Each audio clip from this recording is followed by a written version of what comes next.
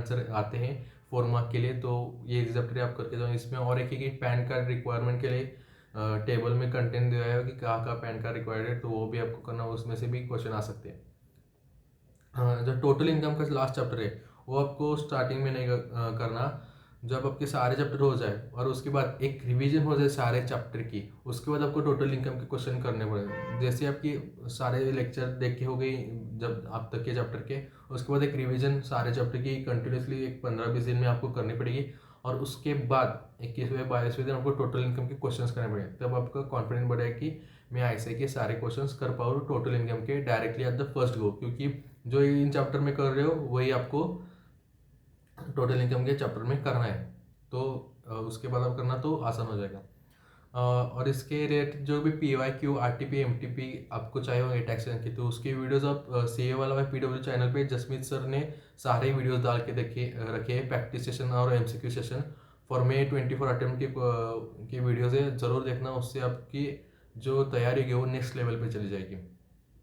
इसके बाद बात करते हैं GST की। GST इजी टॉपिक है, इजी चैप्टर है, जो कि उसमें चैप्टर है वो सारे इजी है। आपने लॉ पढ़ लिया तो इसके आंसर भी आप आराम से लिख सकते हो। इंपॉर्टेंट है कि आपको कंसेप्ट को समझना, लिख तो आप आराम से इसको ले लो, कंसेप्ट को समझो, और वही चीज़ जो आपकी क्वेश्चन को आंसर करते वक्त दिमाग में थे वही चीज़ आपको फ्लो में लिखनी है आंसर में। इसके बाद इजी सम चैप्टर के में ज़्यादा इंपॉर्टेंस है, क्योंकि थोड़े जो आपके बेसिक बिल्ड करते हैं उसमें से क्वेश्चन डायरेक्ट लेने के लिए उसका लिंकिंग अगले चैप्टर में होता है, तो उस कंसेप्ट समझ के क्वेश्चन की प्रैक्टिस से जो बाकी के मेजर चैप्टर है उससे आते हैं।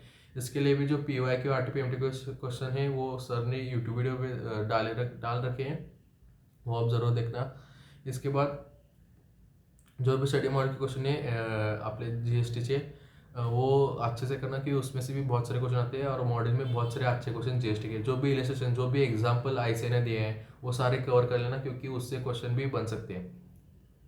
और GST में जो लेटेस्ट रिकैप्चुलेट करके लास्ट में हर चैप्टर के हर एक सब्जेक्ट में मिलाएगा, लेकिन GST में वो GST में सिर्फ वो यूजफुल है, क्योंकि पूरा का पूरा GST का जो भी चैप्टर है वो 10 से 12 पेज में ICA ने कवर कर दिया, और उससे मैंने भी बहुत एग्जाम के पिछले एग्जाम के पहले भी मैंने उस पेजेस से रिविजन की थी।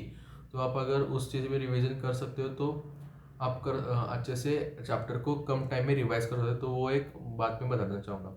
इसके बाद एग्ज़ाम में टाइम कितना देना है GST को और डायरेक्ट टैक्स को, तो पहले मैंने GST प्लान किया था कि पहले GST क्वेश्चन कवर, क्योंकि कम टाइम में मेरा ज़्यादा कवरेज हो सकता है। तो मैंने जो GST का 50 मार्क का इंक्लूडिंग MCQ जगह जो कंटेंट है वो अराउंड 80 मिनट्स में कवर करने का था, और वो मेरा अराउंड 80 to 90 मिनट्स में हो भी गया था। तो पहले टारगेट रखे कि 50 मार्क का GST 35 + 15 MCQ आपका 80 मिनट्स में हो जाए। इसके बाद आपका इनकम टैक्स जो MCQ होती है जो 15 मार्क की, उसको 20 मिनट दे दीजिए, क्योंकि कैलकुलेशन है कि कई बार डायरेक्ट टैक्स के MCQs की टफ आती है, तो 15 मार्क के 20 मिनट्स आप रख सकते हैं, और बाकी के फिर 35 मिनट्स का जो 35 मार्क का जो क्वेश्चन बचा है उसके लिए आपके पास 80 मिनट है। लेकिन ये भी याद रखिए कि पहले 14 मार्क का क्वेश्चन बिल्कुल मत करिए, एंड में करिए हमेशा। अगर 14 मार्क का क्वेश्चन आपको नहीं आता तो भी कोई दिक्कत नहीं है, आप 86 मार्क का कंटेंट ऐसा लिख सकते हो कि आपको 86 में से 80+ मिल सकते हैं। अगर आपने 86 मार्क पे फोकस किया तो भी चलेगा, कोई दिक्कत नहीं है। 14 मार्क का पूरा नहीं आता, जितना आता है उतना लिख के आ जाओ। जितना आपको पता है कि ये चीज़ इधर जाती है उतना लिख के आओ। डिडक्शन सभी नहीं पता, जितने पता है उनके बारे में लिखो। उधर तक भी करोगे तो स्टेप मार्किंग से आपको 4 से 5 मार्क मिल जाएंगे। क्वेश्चन को बिल्कुल मत छोड़ो, लास्ट में करो, जितना आता है उतना करो। तो ये थी मेरी टैक्सेशन की स्ट्रेटेजी। आपको कोई डाउट्स हो तो कमेंट्स में बताइएगा, मैं जल्द से जल्द रिप्लाई करने की कोशिश करूँगा। Thank you.